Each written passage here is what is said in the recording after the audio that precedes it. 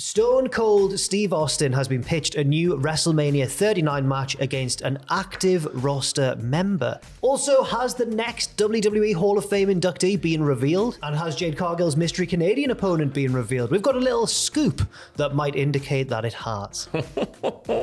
Hello everybody, Jack and Ross back again with our second news video of the day. Fightful Select have huge Stone Cold Steve Austin related news for WrestleMania 39 and a potential match, Ross. Now this all makes complete sense to me because I'm a massive fan of the person who has been highlighted here as the potential opponent, right? So this is what Fightful say. We've been told and reported that multiple pitches have been made to Steve Austin since last year. WWE sources have been open-minded to the possibility of wrestling another match in the right situation and right money, but the offers so far haven't seemed like either of those. Sources familiar with the situation told us that Austin was pitched a match with Brock Lesnar last summer or fall, but the money associated was a non-starter. Ooh. Second time in his career, Austin's blanked Brock Lesnar. Took his ball and went up. Later on, Austin was offered a significantly higher amount to possibly face Roman Reigns, and we're told he just didn't get back to WWE on it. Just didn't reply. So he's been offered Brock Lesnar, he's turned it down. He's been offered Roman Reigns, he hasn't replied. What's the offer he's now considering, Jack? Fightful say of late they've heard that a very in shape Steve Austin, and if you follow him on Instagram, you will see that he's very much in shape,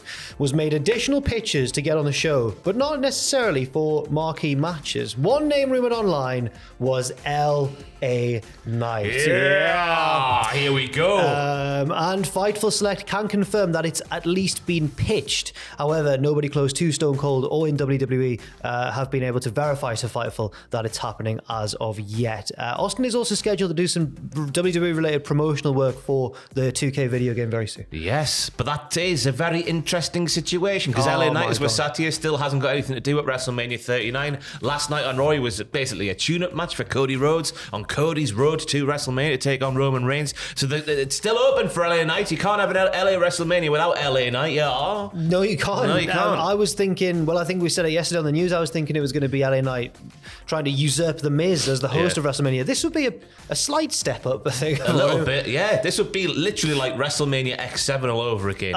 You could bring back My Way. It's basically the modern day incarnation of The Rock, but slightly better, taking on Stone Cold Steve Austin.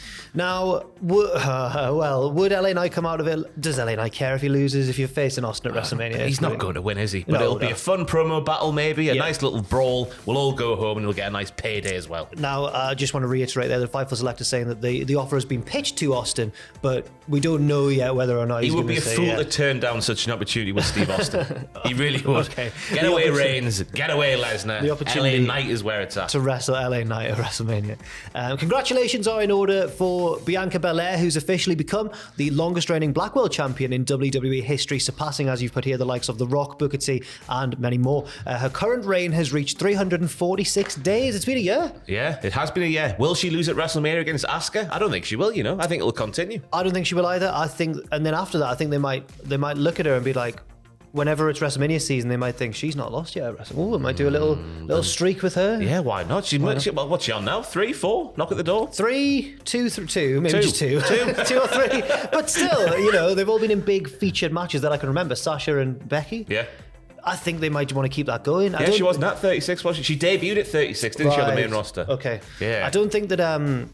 even though she's got the cool clown makeup and stuff that she debuted back at the Rumble going on, I don't think Asuka's really had that much momentum built up on TV. She's been submitting people. It's been strange because the matches, I remember one she had against Carmella and Nikki Cross recently, where Nikki Cross and Carmella, respectively, got a lot of offense in against Asuka before eventually Asuka, as you say, would go on to win with a submission. So it's a bit weird how they would get that much offense in against this new psycho clown lady. Aye. That is a way she could win the match, though. Even if Bianca's dominating, she could just grab a submission. Maybe that's the purpose of it. Maybe, yeah. Oh. And I say that she's not been built up very much on TV, but on pay-per-view she has, because she did win the Elimination Chamber. And she did touch the belt last night. Oh no! Oh dear. Shouldn't be doing that. Now let's talk about the WWE Hall of Fame. PW Insider Elite were reporting recently, yesterday I think, that WWE and Stacy Keibler have been working on a deal to include her in this year's Hall of Fame. Talks between parties have apparently been ongoing for weeks and are reported to be a 99% done deal. Yeah, Keibler hasn't been seen around WWE since 2019 when she inducted her bestie, Tori Wilson, into the Hall of Fame. I would say if you've got Tori Wilson in the Hall of Fame, you've got to have Stacy Keibler in there as well.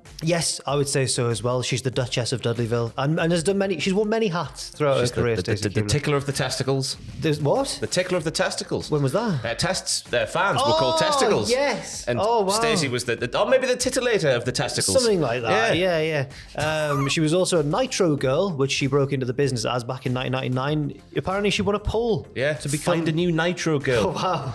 But it was nice because there was obviously that. Well, I guess we've all seen it. The little bit where she's in the crowd at a Nitro, and she's got a sign and whatnot, having a great time, and then she ends up on the show. Then goes on to have like a 7-year run in the business. Yes, moved over to WWE as part of the Invasion, and of course she would go on to manage WWE mainstays like the Dudley Boys, Test, and even the Hurricane. Yes. She also won.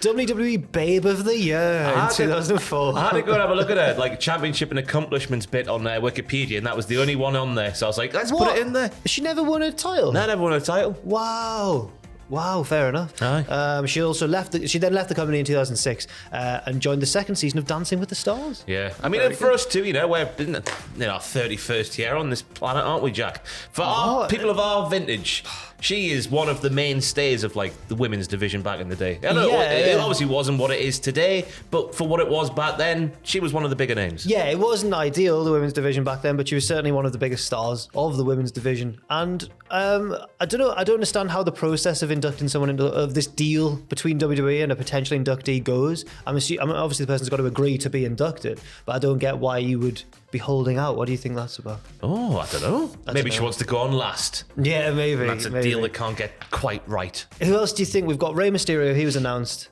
We've got Stacy Keibler. The Great Muta seems to be the one that people are mooting about a lot. They do get wrestlers who haven't necessarily, like Tatsumi Fujinami, etc., inducted, don't they? Inoki, of course.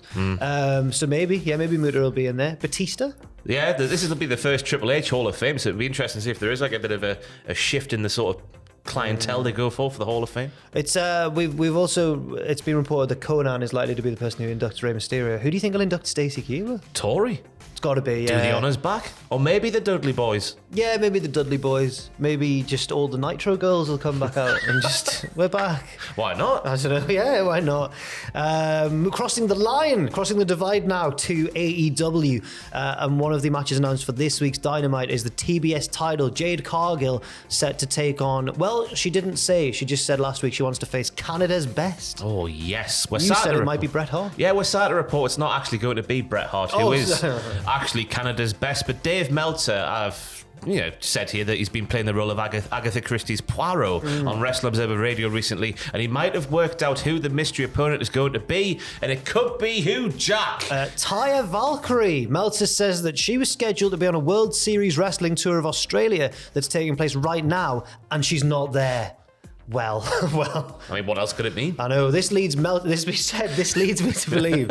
I actually thought that she's the mystery Canadian that Jade Cargill is going to wrestle on Wednesday, and the fact that she has a tour scheduled and she's not there, she did give notice. She said, I'm not going to. Meltzer goes on to say she's done with Impact and she's leaving MLW and she isn't on this Australian tour. We know she's either going to WWE or AEW, but the point is, they talked about a mystery Canadian and she's Canadian, and it's starting to add up that it could be. So unless she's debuting on Raw, SmackDown or NXT this Tuesday, she didn't have to leave that tour. You confirmed here that Taya is indeed from Victoria, Canada. It's huge news, everybody. Victoria, Canada. I didn't know that was a place. I thought Victoria was in Texas. There's loads of Victoria, isn't there? Victoria, I don't know which province it's in. Alberta. Victoria, Ontario, Victoria, Alberta. The whole nation of Canada is shaking their fist at you right now. I'm so sorry. She turned out for Impact this year and is, weirdly, before she had a notice in, she was like the Knockouts tag team champions. They're doing like a Freebird rule, aren't they? Yeah, with Jessica and Rosemary and the Death Dolls with a Z. Cool. But I guess, the fact that it's the Freebird rule and there's three of them makes it easy for her to leave, and it just carries on with them.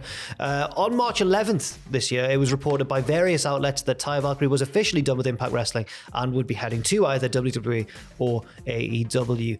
Her WWE stint was a weird one. Yeah, she was signed in the February of 2021, then appeared on NXT as Frankie Money. Oh my God. They're not quite the same one. Maybe they're related, I don't know. Wow. Then by the like the Anderson family, they just kayfabe all the money. Hey, I thought that Arn and not Arn Tully. Arn and what's his face? The other, Ole. the Ole. I thought they were actual brothers until very recently. Yeah, it's a shame. Anyway, kayfabe shattered. But yeah, after having like 3 or 4 matches, it felt like Frankie Monet was then released by WWE in November of 2021. Wasn't even there for a full year. It was weird because she had those vignettes on NXT and she had a little dog in the vignettes as well. Yeah, a little white thing. Yeah, and then barely featured, was let go.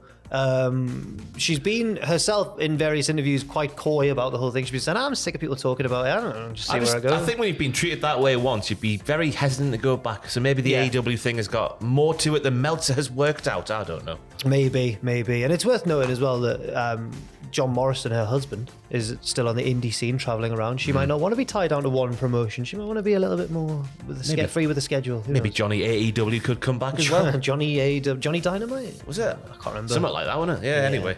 Thank you very much for watching this news video. As I mentioned, check out our earlier news video and leave your thoughts and opinions in the comment section down below. Adam's doing a stream as well. Yeah, it'll be 9 p.m. tonight on the YouTube channel right here where you're watching this video now. He's doing a My Career mode on 2K23. We've got early access to it. And he's created himself a Tory boy with a Union Jack on his belly. Thank you very much for watching. And we'll be back with more news throughout the week. Thank you once again, and we'll see you very soon.